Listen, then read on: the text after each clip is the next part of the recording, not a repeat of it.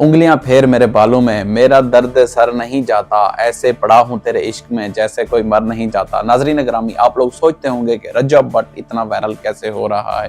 हालांकि जो डक्की भाई था वो दुनिया की पहले भी शान था, जान था। उसकी व्लॉगिंग दुनिया को बहुत ज्यादा पसंद थी, बच्चा बच्चा उसकी व्लॉगिंग देखता था। लेकिन आखिरकार रजब भट्ट ने ऐसा क्या किया कि डक्की भाई से ऊपर हावी हो गया है। हर दिन उसके 2 million, 3 million, 4 million, 5 million views आ रहे हैं। हालांकि रजब भट्ट को आए हुए इस इंडस्ट्री में सिर्फ 2 साल हुए हैं। 2 साल में उसने ऐसी मेहनत की है कि उसने दिखा दिया है कि भाई यूट्यूब पर चाहे जितना भी कंपटीशन हो, चाहे जितना भी पुराना यूट्यूबर हो, लेकिन वो हमेशा उस कंटेंट को पसंद करता है जो डेली बेस पर अपलोड किया जाए, जो डेली बेस पर अच्छा कंटेंट और यूनिक कंटेंट बनाया जाए। इसने डक्की भाई को कहां पे कम्पीट किया। डक्की भाई हमेशा व्लॉगिंग करता था 8 से 10 मिनट की, या 12 मिनट की, या 15 मिनट की। रजब भट्ट ने 40-40 मिनट के व्लॉग जो हैं वो अपलोड किए हैं यूट्यूब के ऊपर।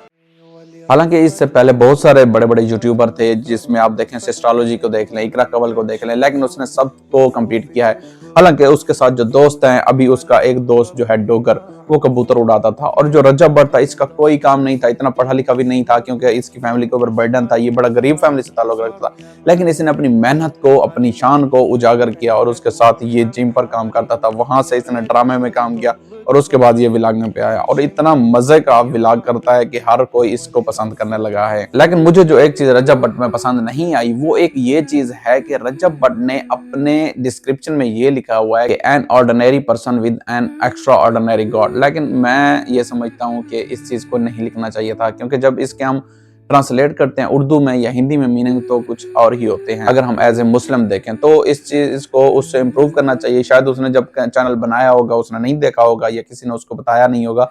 अब फेम ले लिया तो अपना डिस्क्रिप्शन पर भी नजर डाल ले। रजब भट्ट की अगर आप अर्निंग की बात करें, वो एक दिन का तकरीबन 8 से 10 लाख से 15 लाख रुपए इन वीडियो से कमाता है। स्पॉन्सर को आप बिल्कुल साइड पर रख लें और दूसरे सोशल मीडिया प्लेटफॉर्म को साइड पर रख लें। इसकी जो मंथली अर्निंग है वो 5 से 6 करोड़ तक के दरमियान है। लेकिन अभी भी ये मैं कम ही बता रहा हूँ, फिगर इससे और भी ऊपर हो सकते हैं, लेकिन इतनी ये कमाता ही है। सिर्फ इसको 2 साल ही हुए हैं यूट्यूब पर। आप लोग भी आ सकते हैं। हम लोग बहुत सोचते हैं कि यार इतना बड़ा यूट्यूबर है, हम उसको कैसे कम्पीट करें। ये मेरी बात याद रखिएगा, अगले 6 महीने या 1 साल में ये डक्की भाई को कम्पीट करेगा। डक्की भाई जो 10 मिलियन क्रॉस करने वाला है, रजब भट्ट के अभी 4 मिलियन सब्सक्राइबर हैं, ये डक्की भाई को कम्पीट करेगा। क्योंकि डक्की भाई का व्लॉगिंग जो है दूसरे दिन, तीसरे दिन पहले आ जाता था, अब 7-7 दिन बाद, 8-8 दिन बाद, पता नहीं उससे मसला क्या है, वो बीमार है, वो ये भी नहीं बता रहा, वो लेट आता है। अब आवाम का इंटरेस्ट वहां से उठ चुका है, अब सिर्फ रजब भट्ट को ही लोग देखते हैं। यूट्यूब के एल्गोरिथम की एक बात आप लोगों के कान में डालता चलूं, ये है कि अब डेली एक वीडियो बनाएं, और अच्छी वीडियो बनाएं, यूनिक बनाएं, लोग देखें। ऐसा ऐसा यूट्यूब आपका जो चैनल है वो ट्रेंडिंग में लाता जाएगा।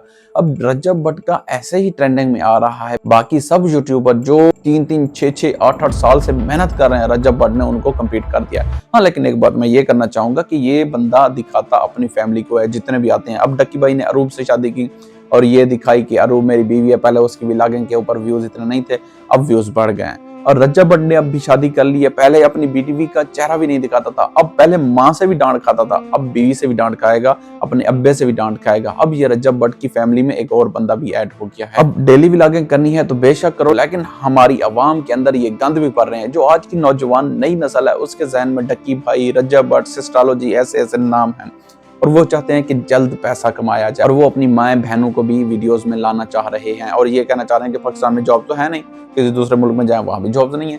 तो ऐसा क्यों नहीं करते कि हम अपनी माँ बहन को भी ले आते हैं। जिंदगी जब तक आसान गुजरती है, गुजर जाएगी, फिर उसके बाद मर जाएंगे।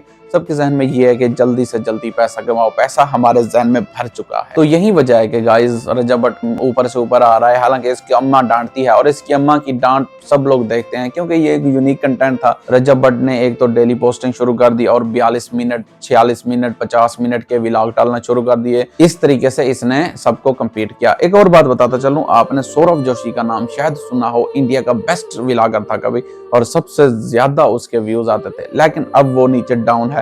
पहले जहाँ पे 8-8, 10-10 मिलियन व्यूज आते थे, अब उसको 2 मिलियन, 1 मिलियन, 4 मिलियन, 5 मिलियन इतने व्यूज आते हैं, इससे ऊपर नहीं जा रहे हैं। इसके साथ मैं ये आपको बताता चलूं, हर अरूज को जवाल है। एक ना एक दिन वो भी अच्छा यूट्यूबर था और अच्छे पैसे कमा रहा था, आज भी अच्छे ही कमा रहा है, लेकिन उसके व्यूज कम हो गए हैं। रजब भट्ट आज तो ऐसे ऊपर जा रहा है, कल को ये भी डाउन हो सकता है, अगर आप लोग अच्छा कंटेंट लेकर आए तो।